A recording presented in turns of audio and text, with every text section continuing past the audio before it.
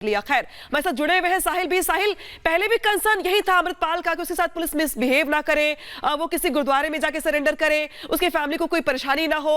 अब जो उसकी शर्तें थी वो जो थी पहले, क्या वो बरकरार रहेंगी क्योंकि अब वो पुलिस के हत्थे चढ़ चुका है? साहिल।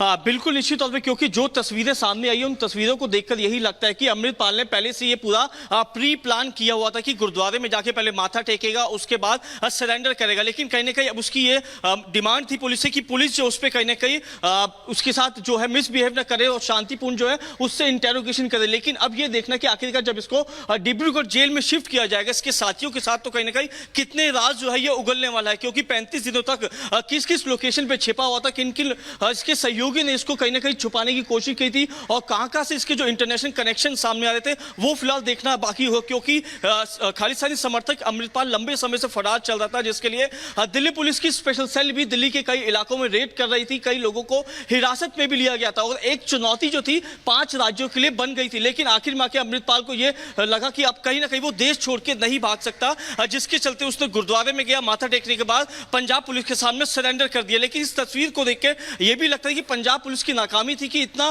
पूरा कुनबा पंजाब पुलिस का अमृतपाल को ढूंढने में लगा होता, लेकिन आखिर में अमृतपाल खुद सरेंडर करता, तो इससे नाकामी पंजाब पुलिस की भी सामने आती। लेकिन दूसरी तरफ अमृतपाल की गिरफ्तारी जरूरी है, लेकिन कई खुलासे जो है इस ऑपरेशन में होना बाकी है। क्योंकि तमाम जो बातें थी वो सोशल मीडिया पे देखने को मिल रही थी, इसके जो समर्थक थे काफी ज्यादा एक्टिव थे। लेकिन अब इसकी गिरफ्तारी के बाद कहने के जो सोशल मीडिया पे जो अफवाहों को फैलाने वाले लोग हैं उस पर भी पंजाब पुलिस जो कड़ी निगरानी रख रही है और साथ ही अपील भी करी है कि सोशल मीडिया पे अफवाह फैलाने वाले लोगों पे कार्रवाई की जाएगी और पंजाब के अंदर जो माहौल है वो शांतिपूर्ण बना रहा है। और इसी के तहत जो है आज इसको असम के डिब्रूगढ़ जेल में अमृतपाल को शिफ्ट किया जा रहा है। जी बिल्कुल साहिल, और लगातार जिस तरीके से जो तस्वीरें सामने आ रही है उसमें देखा जा सकता है कि कैसे अमृतपाल जो है पहले गुरुद्वारे पहुंचता है और उसके बाद उसे हिरासत में ले जाता है, गिरफ्तार यहां पर किया जाता है। जो तस्वीरें देखिए, जो पहली तस्वीरें सामने आई हैं, ये अमृतपाल की वो तस्वीरें हैं जब गिरफ्तारी हुई है अमृतपाल की, उसके बाद सामने आई हैं। गुरुद्वारे इससे पहले जो अमृतपाल पहुंचता है और उसके बाद पुलिस उसे यहां पर हिरासत में लेती है।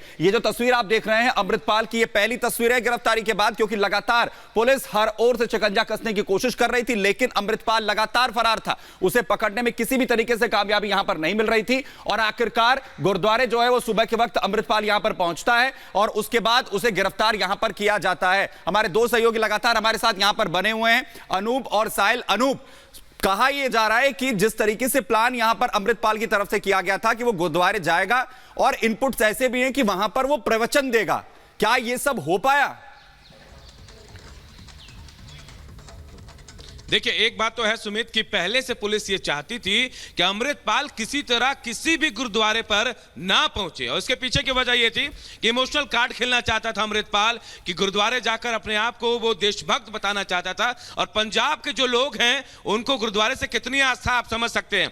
तो इसीलिए बैसाखी पे आपने देखा 3-3, 4-4 बड़े बड़े जो गुरुद्वारे थे जहां बैसाखी का मेला लगता है वहां चाक चौबंद व्यवस्था की गई थी। वहां तो अमृतपाल नहीं पहुंचा, लेकिन मोगा के जिस गुरुद्वारे में पहुंचा वहां से अगर ये तस्वीरें सामने आ रही साहिल के सुमित, तो आप समझिए कि पहले से प्लानिंग थी और उस प्लानिंग में अमृतपाल सक्सेसफुल भी रहा, उसे कामयाबी भी मिली। ये तस्वीरें अगर सामने आ रही थी पुलिस, आप समझिए पुलिस ने फोटो नहीं भेजी होगी, ये तस्वीर साझा नहीं की होगी, अमृतपाल का कोई सहयोगी होगा जिसने बकायदे तस्वीर खींची, उसके बाद साझा भी की है। यानी अमृतपाल कहीं हद तक तो इस काम में कामयाब रहा कि वो गुरुद्वारे की तस्वीर दिखा रहा है कि आस्था उसकी भी बहुत है गुरुद्वारे में और पंजाब के लोगों के साथ जुड़ा हुआ है। जबकि पंजाब पुलिस यह चाहती थी कि गुरुद्वारे ना पहुंचे, गुरुद्वारे में सरेंडर ना करे, लेकिन देखिए गुरुद्वारे से ही सरेंडर हुआ है। यानी अमृतपाल जो चाहता था सुमित वही हुआ है। अब यह देखना होगा कि कितना वो पंजाब के लोगों को कनेक्ट कर पाता है, क्योंकि पंजाब पुलिस यह होने नहीं देना चाहती थी कि गुरुद्वारे में किसी तरह से सरेंडर करे और लोगों की भावनाओं से खेले अमृतपाल। बिल्कुल अनूप, और देखिए जानकारी ये भी सामने आई कि अमृतपाल के समर्थक ने सूचना दी पुलिस को और ये बताया कि वो गुरुद्वारे में है और पुलिस वहां पर पहुंच जाए। तो देखिए जिस तरीके से नाटकीय तरीके से उसे सरेंडर किया, कई सवाल यहां पर खड़े होते हैं। हालांकि हमारे साथ जुड़े हुए हैं साहिल भी। साहिल, अब ये माना जा रहा है कि आज तो असम भेजा जा रहा है डिब्रूगढ़ में, लेकिन रिमांड लेने का प्रयास पुलिस करेगी अमृतपाल को पूछताछ करने के लिए, क्या जानकारी मिल रही है?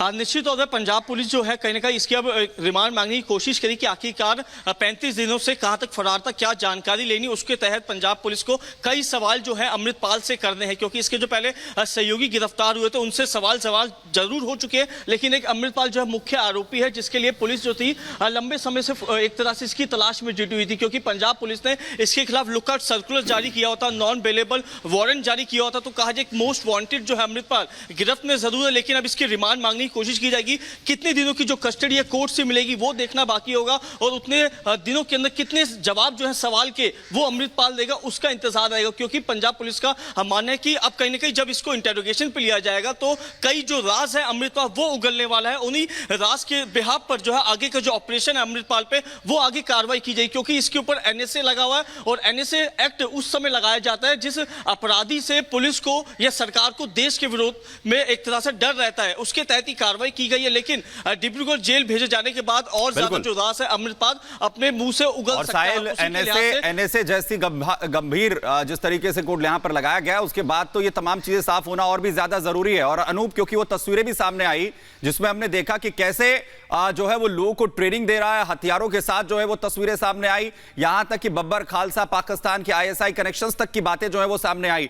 अब जब गिरफ्तारी हो चुकी है अमृतपाल की तो उन तमाम सवालों के जवाब भी अब कहीं ना कहीं तलाशने की कोशिश होगी जांच एजेंसियों की। जाहिर तौर पर सुमित, क्योंकि बहुत सारे सवाल हैं और उनका जवाब तभी मिलेगा जब पुलिस पूछताछ करेगी, रिमांड पर लेगी। और जो आप एनएसए का जिक्र किया, ये भी समझना जरूरी है कि एनएसए का मतलब ये है सुमित कि देश को जब खतरा लगता है, देश के पुलिस को खतरा लगता है कि देश की सुरक्षा का सवाल है, तब एनएसए लगाया जाता है। और एनएसए यानी 8 महीने तक आप किसी को हिरासत में लगकर पूछताछ कर सकते हैं। सिर्फ बताना होता है कि क्या खतरा है, कैसे खतरा देश को हो सकता है। और कई सवाल जो जवाब हमने तस्वीरें जो दिखाई थी